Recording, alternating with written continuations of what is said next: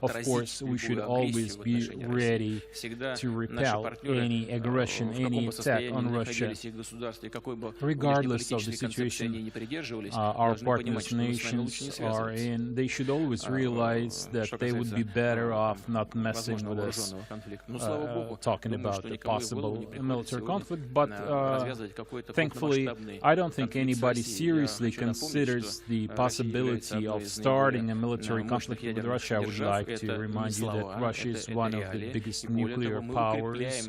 These are not just words, this is real, and we actually strengthen our nuclear forces.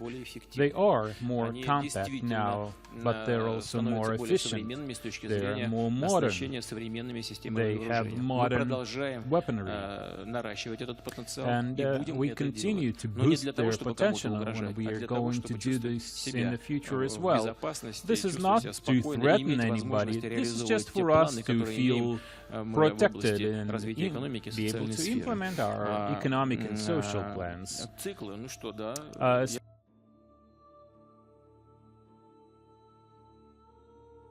The Russian Navy says there's nothing unusual for its submarines to patrol international waters, including those off the U.S. coast. It follows a New York Times report that 2 Russian subs were spotted just 200 miles off the American coast.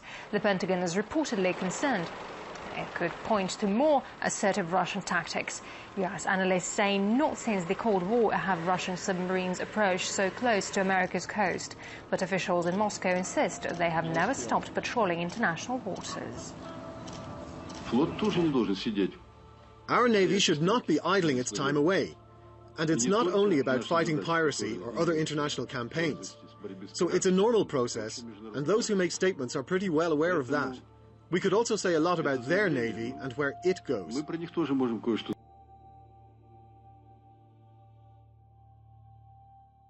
Meantime, more rising tension is looming farther east with China as President Obama prepares for a second term.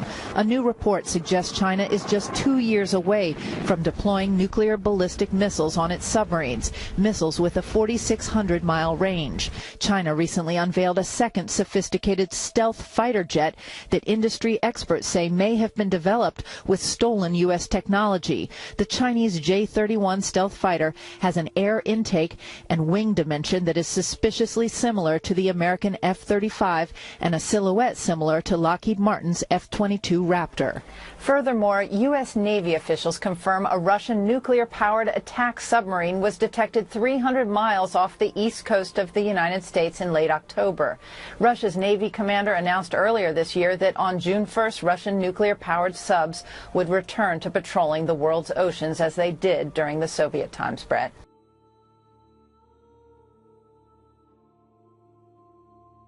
Begin in China. We got a glimpse of the country's fleet of nuclear submarines for the first time. These submarines have participated in multiple training and drills simulating actual combat. Using domestically designed techniques, the fleet has also set numerous Chinese records. Chinese television and newspapers bragged this week that the Chinese PLA has awesome power to strike American cities with nuclear missiles launched by Chinese submarines. Military videos and photographs have appeared on TV news programs and in newspapers this week in China, touting the communist nation's growing military might and a future war with the United States. The images have appeared on China Central TV, the People's Daily newspaper, the PLA Daily, the China Youth Daily, and the Global Times. The Global Times published a lengthy article titled, "China, for the first time, possesses effective underwater nuclear deterrence against the United States." The article includes 30 photographs and graphics showing the damage that Seattle, Washington, and Los Angeles, California would suffer after being hit by Chinese nuclear warheads launched by stealth submarines. The article boasted that the West Coast radiation would be carried by the wind to Chicago. The Chinese news report said the PLA missiles will not target the U.S. Midwest, but strike the densely populated West Coast. In addition to Seattle and Los Angeles, the Chinese news media said San Francisco and San Diego will be targeted for destruction, killing or injuring up to 12 million Americans. The Chinese newspaper said that Chinese ICBMs launched over the North Pole will easily obliterate New England and much of the East Coast, including Annapolis, Maryland, home of the U.S. Naval Academy, Baltimore, Maryland, home of the NSA, Philadelphia, New York City, Boston, Portland, Maine, and Norfolk, Virginia, the biggest naval port in America. An estimated 34,000 Japanese troops, naval destroyers, and fighter jets are scheduled to take part in a large-scale military exercise scheduled to end on November 18. Ramon, I'm hoping you have some answers for us. What are you hearing on your end? Well, Dina, as you can see here, the sun is starting to set here in Los Angeles. And it was about this time yesterday that a lot of people saw what they think looked like a missile being launched just off the coast of Los Angeles here. The problem is that the United States government, the military, says they don't know what it is. A lot of people are not buying that information. Now, most of us have seen the video by now of this huge condensation trail going after what looks like a missile or some sort of rocket. Now, we've talked to a lot of military experts who have weighed in on this. Some of them say that it could have been a missile that was fired off accidentally by the U.S. military. Some say that it was just some sort of fighter jet, and the trail that it left behind made it look like a missile. However, the fact that the U.S. government has been hush on this, saying they don't know what it is, has raised a lot of suspicions about what this truly is. Now, we've talked to military experts from around the world, including in Russia, who have weighed in on what they think might have happened. All experts, I think, agree that it's a launch of some kind of ballistic missile and probably underwater. And I think that it's a great embarrassment for the American military. It shows that with all the billions spent on the national defense, the United States basically is vulnerable to this kind of unwarranted attacks.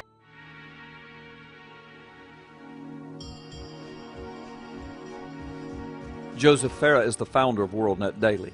According to Joseph Farah's G2 Bulletin, in an article dated November 19, 2010, experts are now saying that the mystery contrail off the California coast last week was from a Chinese missile. And of all things, that the muted response thus far was a decision made by the president himself, and that U.S. Navy anti-submarine warfare sensors apparently failed again. And on top of this, experts are speculating that the Pentagon is working with the media to orchestrate a cover-up of the entire affair. Farah's report says this, that the U.S. Defense Department and North American Aerospace Defense Command have speculated publicly that the unidentified contrail of a projectile simply came from a jet airplane and posed no security threat to the United States. But, Farah reports, several experts are now raising provocative and disturbing questions about the government's official response. Two governmental military experts with extensive experience working with missiles and computer security systems have examined the television video and conclude that the mysterious contrail originating some 30 miles off the coast near Los Angeles did not come from a jet airliner, but rather, they say, the exhaust and the billowing plume emanated from a single-source nozzle of a missile, probably made in China. They further suggest the missile was fired from a submerged Chinese nuclear submarine off America's coast, and point out that the timing of the alleged Chinese missile shot coincided with an increasing confrontation between the U.S. and China and was likely meant to send a message to Washington. Indeed, the Federal Aviation Administration documents that there were no aircraft flying in the area at that time, the night of November the 8th, Farah's report says. a former U.S. Air Force fighter pilot and commander of an F-15 squadron and an F-16 wing, Brigadier General Jim Cash was assigned to NORAD as an assistant director of operations and is fully knowledgeable of NORAD procedures. Here is what he says. The question that still must be answered is why NORAD's muted response was simply that North America was not threatened, and later our government approved the lame excuse that the picture recorded was simply an aircraft leaving a contrail. He went on to say, there is absolutely no doubt that what was captured on video off the coast of California was a missile launch, was clearly observed by NORAD, assessed by a 4-star general in minutes, and passed to the President immediately. Cash continued with this ominous warning. We must question the timing of this shot across our bow. The President was abroad being diplomatic, which means trying to placate China.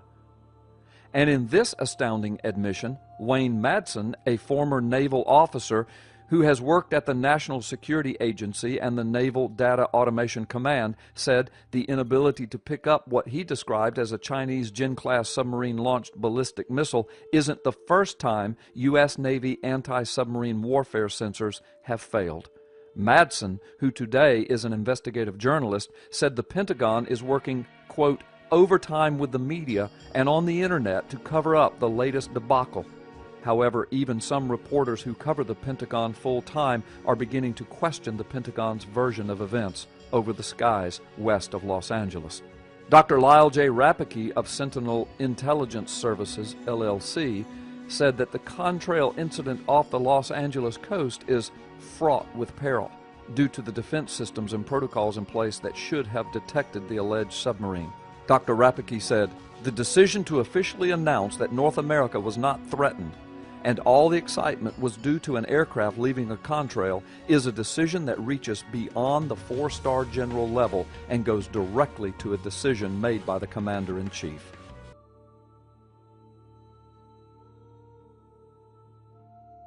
The United States led the way recently, along with the European Union, to impose heavy economic sanctions against Russia. Now, U.S. air commanders are notifying leadership at the Pentagon of increased Russian activity dangerously close to the American airspace. At least 16 times in the last 10 days, Russian nuclear bombers have flown right near the Alaska border, an exercise that Russia is calling routine training missions. Twice now, American fighter jets have intercepted Russian spy planes and nuclear bombers and escorted them out of the sensitive airspace. Last month, 2 Russian bombers flew within 50 miles of the California coastline before turning back.